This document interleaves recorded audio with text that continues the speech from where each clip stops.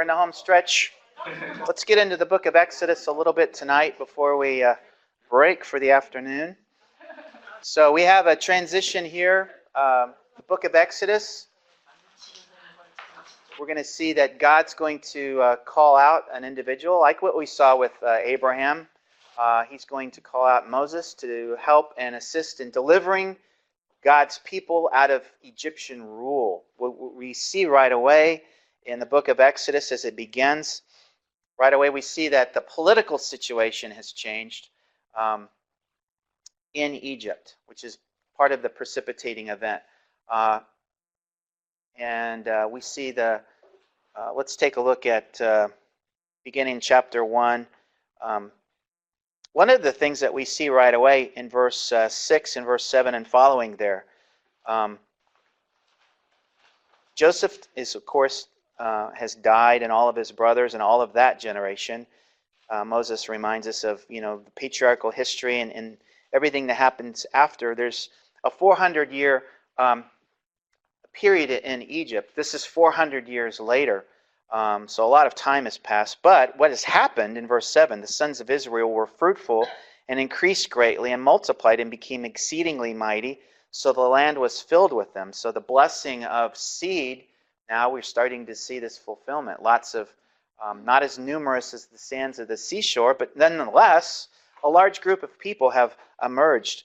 But here's the political situation that's changed in verse 6. A new king, or a new Pharaoh, rose in Egypt who did not know Joseph, and subsequently didn't know the favorable policies of governance that Joseph had brought in and introduced to the political mix of his day. So now the situation is going to change.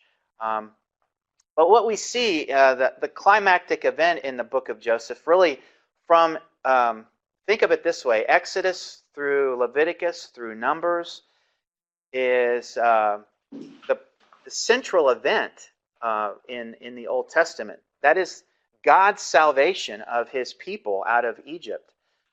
Genesis then serves as a prologue to this central event, and the book of Deuteronomy is really kind of an epilogue to the central event. That's the salvation activity. What God does in revealing himself, not only in a conflicting way against Pharaoh and against the Egyptians, but in a positive way with regards to how he reveals himself to his own people at Mount Sinai. We're going to get into the Sinai event and how significant that is as a new nation is defined, is given their constitution. It defines who they are as a people, and it defines the way forward for them as well. So here's what we have. 3 significant reasons for why the Exodus event is significant. It reveals God's great redemptive act, number 1. What we have here is kind of an interesting mix of, from this point on in the Pentateuch, we're going to see, I guess what I would call a salvation constitution. We have our Constitution of the United States. It defines us as a nation. But what we find in the first 5 books of the Old Testament is a salvation constitution. It's defining more than just this nation called Israel. It's defining who they are and how they are to express themselves as a nation.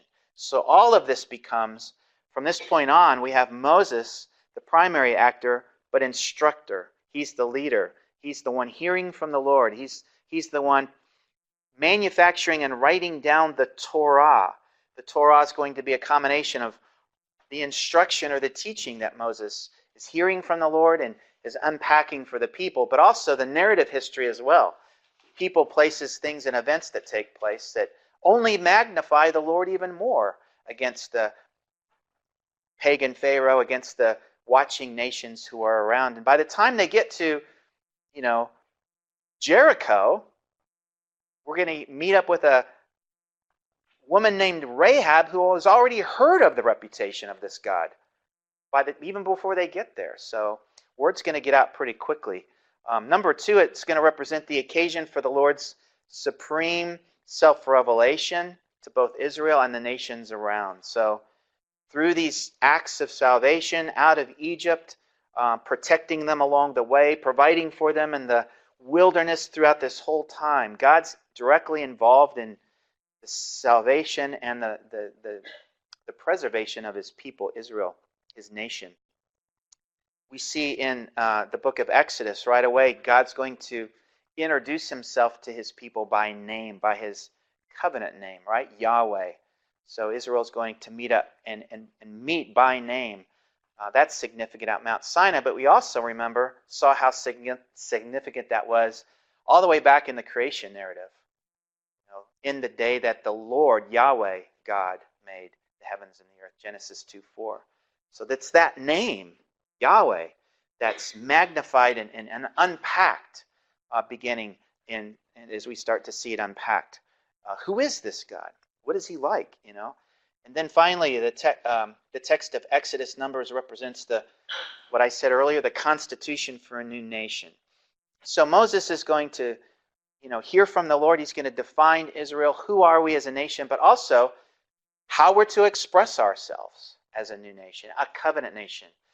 What are the implications that we only worship one God, not multiple gods like the pagan nations around?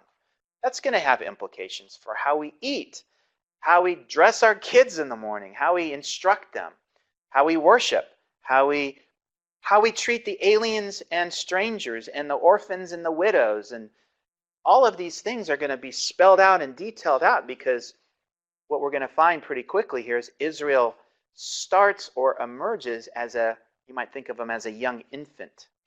They need to be instructed. They don't know better. They haven't been taught and trained. So this is going to be the beginnings of the training experience for this new nation. So yeah, that's why we have so many of these how-tos, these do's and don'ts in the early chapters and these early books of the Old Testament. The Pentateuch is chock full of do's and don'ts. It's because you're dealing with a nation that needed to be instructed. We don't live like the pagans around us. We live differently. The implications of the name Yahweh, we plant his flag, remember? That means the name and the reputation of who Yahweh is. And that name and reputation is going to permeate throughout every nook and cranny of how we do life and how we treat each other, and couples coming together and have kids and raising families and interacting with each other, and the household structure and all of these things. So that's what we have. All of these instructions are called commandments, statutes, ordinances, judgments, and stipulations. A lot of overlap with the terminology, but you see those words showing up describing not just the original 10 written on 2 tablets of stone, but all of the instruction, teaching, statutes, and instructions that come after that from the mouth of Moses. And all of that, as I said, is woven into this historical narrative where you've got kind of a scenic overlook. We'll just sit down and just look out and observe, and then, it's time to move. Okay, we move again. Well, we'll set up camp and receive more instruction, and then something happens, and we're hearing from Moses again. So it's kind of that's what we see with the Genesis through Deuteronomy. The whole Torah is basically emerging as this. Now we're getting into the real activity of when Moses comes on the scene. And there's our second deep thought picture of the Old Testament. Now we're moving on. Genesis, Exodus, so eventually we'll get to Ruth. We'll have another picture like this. But some of my more astute students pondering this picture always ask the question, what's the significance of the frog, I don't know. One of the 10 plagues, perhaps. But the Exodus out of Egypt, that's what we have here. Crossing the parting of the sea and all of that. All right, well, let's get into some of the text right away in the narrative. We're going to see evidence again, like what we've seen before, God working, you might say, behind the scenes. Oftentimes, God working through unassuming people who God taps on the shoulder and says, I've got a job for you. The Hebrew midwives, we see in Exodus 1, beginning in verse 15. Let's see here. Sarah, are you still here? Yeah. Could you read for us, beginning in chapter 1, verse 15? down through verse 22. And the king of Egypt spoke to the Hebrew midwives, one of whom was named Shiphrah, and the other was named Puah. And he said, when you are helping the Hebrew women to give birth and see them upon the birth stool, if it is a son, then you shall put him to death. But if it is a daughter, then she shall live. But the midwives feared God and did not do as the king of Egypt had commanded them, but let the boys live. So the king of Egypt called for the midwives and said to them, why have you done this thing, and let the boys live? The midwives said to Pharaoh, because the Hebrew women are not as the Egyptian women, for they are vigorous and give birth before the midwife can get to them. So God was good to the midwives, and the people multiplied and became very mighty. Because the midwives feared God, he established households for them. And then Pharaoh commanded all his people, saying, every son who is born you are to cast into the Nile, and every daughter you are to keep them alive. Okay, so we have the intervention of the Hebrew midwives and against Pharaoh's orders. Here we have, am I to demonstrate loyalty and fidelity to this king or to that king, the King of Kings, right?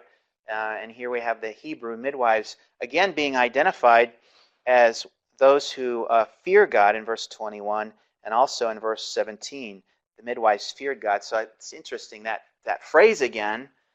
Here's another individual here showing up and demonstrating fidelity, swimming upstream, so to speak, but being used mightily in this particular case as a means of preserving the sons who are born of the Israelites, but also in preserving, in this case, I think, Moses himself. So Moses is one of these. So again, the battle over seed, and certainly behind the scenes it might be, if we had underlying text, well, where's Satan? Where's his agenda in all of this? There seems to be this ongoing conflict over the preservation of the seed promise with regards to Israel. So Moses is going to be adopted by one of the daughters of Pharaoh and brought into the household like Joseph, right? He's going to serve in the court. He's going to be raised in a good home. He's going to be educated in the Harvard of his day. Moses, that is, educated, well-versed in common languages in and around probably during his day. This is all speculation, but it's just, he's in a good situation to be trained for the what next. And that's what I would argue. So we see the precipitating event in chapter 2. If we move over to verse 23 down through 25.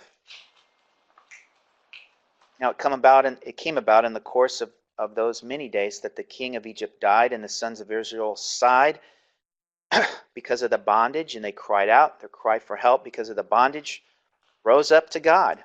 God heard it. He heard their groaning. God remembered his covenant with Abraham, Isaac, and Jacob. It's not the idea of God forgetting anything. It's just his recognition of the covenant. There's this covenant that's unconditional promises made to Abraham and the patriarchs. And God saw the sons of Israel, and God took notice of them. So that's a significant reminder and continuity or connection to everything that we've already looked at in Genesis with the patriarchal history. So Abraham, Isaac, and Jacob. And now who's next? The sons of Jacob. The implication being now the nation of Israel, not just the individual Israel. So this is a continuity to what we have coming around the corner. So if God's confirmed and validated himself to the patriarchs, which he did continuously, now it's the Lord's time to act again, now to validate himself not just to his own people, Israel, which he'll have to do, but now to the watching nations. Now the nations are going to be implicated in the salvation history of God's people. So we see the burning bush episode in chapter 3. This is kind of an event for Moses as an individual. You might make the connection as Moses is introduced to the Lord or Yahweh individually. This is going to anticipate Mount Sinai and the corporate experience for when Israel as a nation is now introduced to the same God, the God whom Moses meets at the burning bush episode. So this is Moses' Mount Sinai. And this is when Moses is going to receive his call to ministry. This is when he's introduced. So beginning here, we have this whole section of text. It's an interesting little mini study. If any of you are ever personally wanting to kind of evaluate being called to ministry or God calling you to do something, what's interesting about it, this particular text, is how you see this exchange, this kind of five-step exchange between Moses and the Lord. Moses is not going to just totally embrace his call immediately. You probably know he's going to question his call in a lot of interesting ways. Let's take a look at chapter 3, beginning in verse 7 through down through verse 12. Bonnie, could I have you read that, please? Sure. Verse 7. Beginning of chapter 3, verse 7. The Lord said, I have surely seen the affliction of my people who are in Egypt, and have given heed to their cry because of their taskmasters, for I am aware of their sufferings. So I have come down to deliver them from the power of the Egyptians, and to bring them up from that land to a good and spacious land, to a land flowing with milk and honey, to the place of the Canaanite and the Hittite and the Amorite and the Perizzite and the Hivite and the Jebusite. Good. Now behold, Get an A for today. Sorry, I want to interrupt you again. Now behold, the cry of the sons of Israel has come to me. Furthermore, I've seen the oppression which the Egyptians are oppressing them. Therefore, come now, and I will send you to Pharaoh, so that you may bring my people, the sons of Israel, out of Egypt. But Moses said to God, who am I that I should go to Pharaoh, and that I should bring the sons of Israel out of Egypt? Let's just pause there. There's the question of the day. There's the question of who, me? I am a nobody, and that's in the slide there, and because of the wonders of the animation of PowerPoint, I am with you. It's the divine response. And you see that the Lord validates for Moses, the call, Moses, by the way, is not about who you are, it's about everything who I am. You see that? And you see that response there in how the Lord responds to Moses says, who am I? The Lord says in verse 12, certainly I will be with you, and this shall be a sign for you. It is I who have sent you. When you have brought the people out of Egypt, you shall worship God at this mountain. Moses says to God, behold, I'm going to the sons of Israel, and I shall say to them, the God of your fathers has sent me to you. Now, they may say to me, what is his name? What shall I say to them? Complain, complain, complain. God says, I am who I am, he said. Thus you shall say to the sons of Israel, I am has sent me to you. That's my name. So I'll be introducing myself to you, Moses, but also who I am, which means more than just a name. Remember, the name idea carries over into the fullness of who this God is. The reputation of who this God is will be unpacked and revealed. So with the call to ministry, we have to remind ourselves and remind those who were helping with their call to ministry that we go in the name of the Lord. It's not about our reputation. Our reputation is on the side. We're representing the God of the universe. And Moses continues with his complaint, and in verse 13 we see a little bit of it down through verse 22. The question that Moses says, who, me? I've got no authority. How many, so put yourself in Moses' situation. Have we responded to call to ministry in this kind of way? Have we put up our list of, complaints? The Lord responds, no, go in my name. My name is the name that will give you the authority that you need. In chapter 4, verses 1 through 9, Moses answered and said, well, what if they won't believe me or listen to what I say? For they may say, the Lord has not appeared to you. And the Lord says, what is that in your hand? He says, a staff. And he says, throw it on the ground. So he threw it on the ground and it became a serpent. So, does this class end at 5:30 or 5:45? Okay, kind of had a senior moment there for a second. Just making sure. So where was I? Oh, but the Lord says to Moses in verse 4, stretch out your hand and grasp it by its tail. So this is a way of adding credibility to Moses here. My miracles will prove you and validate you to the world. So, I've got your back, Moses. No problem here. Miracles along the way will validate the fact that I am with you, and you don't have to worry about credibility. To me, I've got no talent. That's an interesting thing in verse 10 through 12. Moses says to the Lord, please, Lord, I've never been eloquent, neither recently nor in the time past, nor since that thou hast spoken to thy servant, for I am slow of speech and slow of tongue. And the Lord says, who has made man's mouth, or who has made him dumb or deaf, seeing or blind? Is it not I, the Lord Yahweh? Then go, I will be with your mouth and teach you what you are to say. So in terms of no talent, that is my problem, not yours. That might be one of the biggest reasons that people don't think they can do ministry. When I was called into youth and college ministry, it was like, I've never stood in front of a group before. Here I am called to teach, and I started learning how to play guitar, thinking that might come in handy with leading worship, and sometimes you have to do that, and all these things in ministry. I remember, I don't know if I can do this, just like Moses. It's interesting though. I don't know if any of you have ever experienced this. Sometimes the talent just kind of emerges and comes. With the call comes the ability, I think. Eventually, you may have to practice a little bit along the way, but anybody who stands in front of a group of teenagers to teach, you cut your teeth on that for a while. I think that, you learn really quick what works and what doesn't work with communication and trying to hold an attention of a group, especially those unruly, teens, who can change their hearts? Well, you take them to the Yucatan. That's what you do. I told you that story, didn't I? Yeah. Where I got fired from ministry for doing that. Yeah. Just don't repeat that. Don't do that. Just, yeah. But who am I? Who me? I'm not going. That's finally what Moses says in verse 13. But he says, please, Lord, now just send the messenger by whomever thou wilt. In other words, just send somebody else. I don't want to go.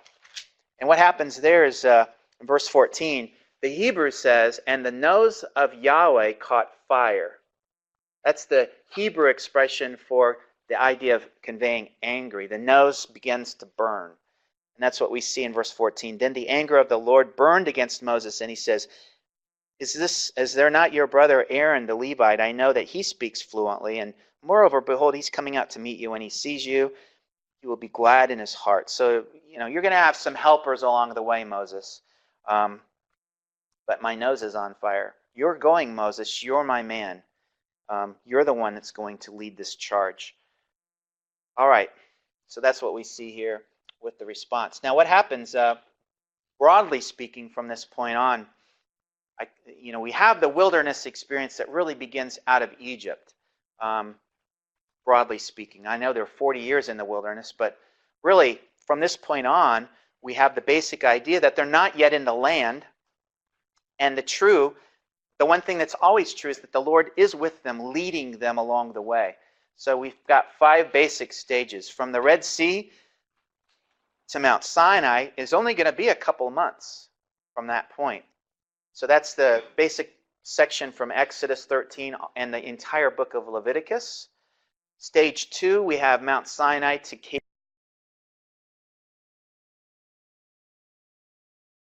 Kadesh Barnea, and that'll take us into the book of Numbers, which we'll start talking about maybe next week or the week after, Numbers 1 through 12. They're going to be in the wilderness for 40 years, but surprisingly, there's just about 6 chapters that cover that section, Numbers 13 through 19. When we get out of the wilderness, we'll return in stage 4 to the plains of Moab, Numbers 20 through 21. That finishes the book of Numbers. And then the remaining context for the Pentateuch is on the plains of Moab.